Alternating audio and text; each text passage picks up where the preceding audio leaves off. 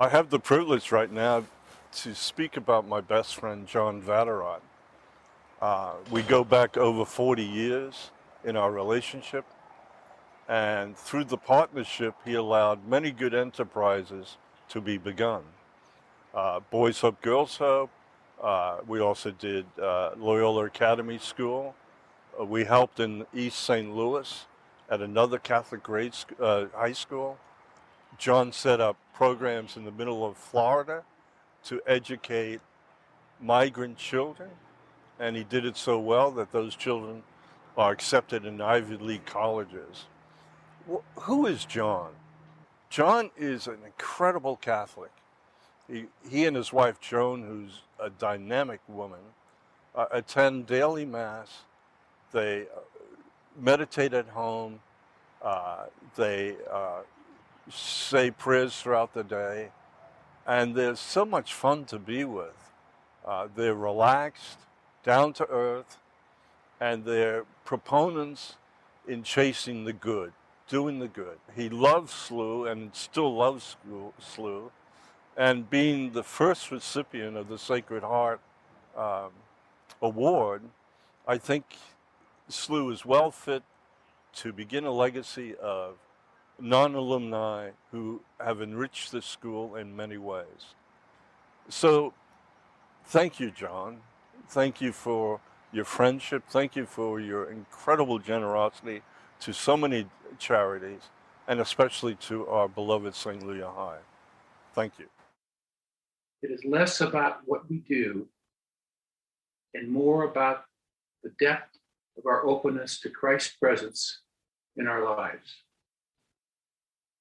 As I reflect on my life, I see that many of my plans have not worked out. There have been many times I've experienced failure and disappointment. We all fail. This is part of life. How to respond to failure is up to you. I've been continually surprised to find that what I initially thought was a defeat, in actuality, put me on a path towards my most meaningful work. And without those failures, I would not be speaking with you today. I hope that by sharing some of my story, you can continue to build upon yours and hopefully frame your defeats and failures to what they should be, a way to connect with your deepest convictions and propel you to do your best work. I was fortunate to have been raised in a very large, supportive family. I was number 9 in a family of 17. Being a middle child with 12 sisters, I learned that one has to be flexible. This was a lesson that has served me well. My father was active in social justice and the civil rights movement. He believed, as I do, in the dignity of all people to have a seat at the table and to have the opportunity for success in life. My parents were faith-filled. They believed that there was a purpose in life, that everything we have is a gift, and that we, their children, had a responsibility to use our gifts for the greater good. It has been these beliefs that have guided me my entire life. My own career goal was to become a doctor. In my first 3 years in college, I was on a pre-medical track until it was pointed out that C's in biology and D's in chemistry would not cut it. So I changed my major to psychology and went on to get a master's degree in guidance and counseling. My first career job was as a juvenile officer for the St. Louis County Juvenile Court.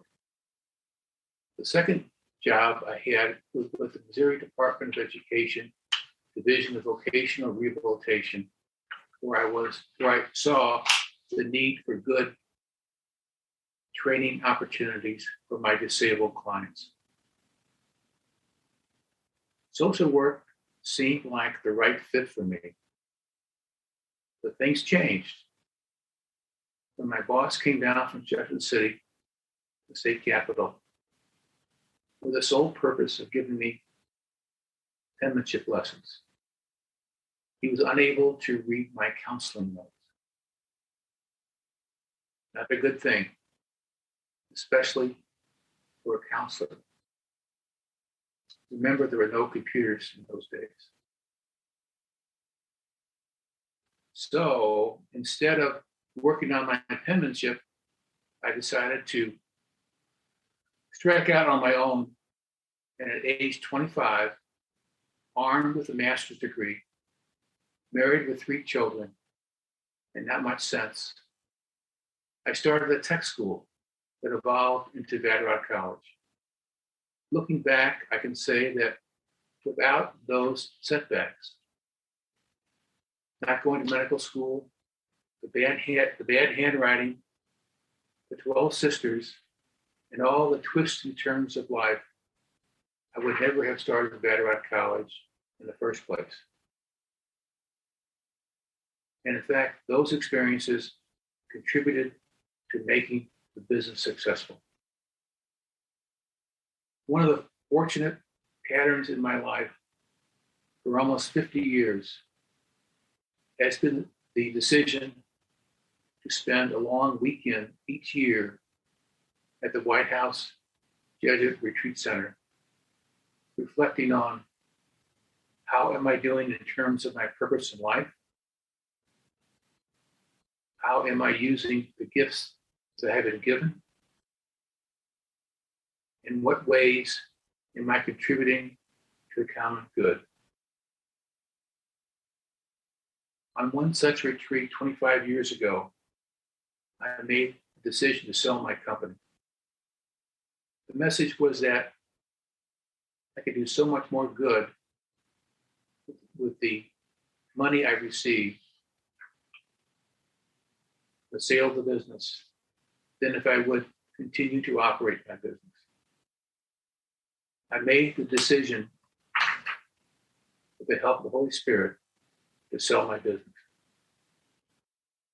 The sale of the business gave me the freedom to dive deeper into building better communities through education and service. My experience with making these retreats over these many years taught me the following. It is easy to give back once you realize our life on earth is temporary. There is a purpose in life. How much we have been given. Everything in life is a gift. And there is great joy in giving. So here's my challenge to the men of St. Louis University High School today. 1, develop and nurture a spiritual life. 2, set aside time each day to reflect on the gifts that you have been given. 3, always look for ways to give and be open to the mystery and joy of life. If you do this, then one day you too will be surprised by the unfolding of wonders in your life, wonders beyond your dreams. Thank you. God bless.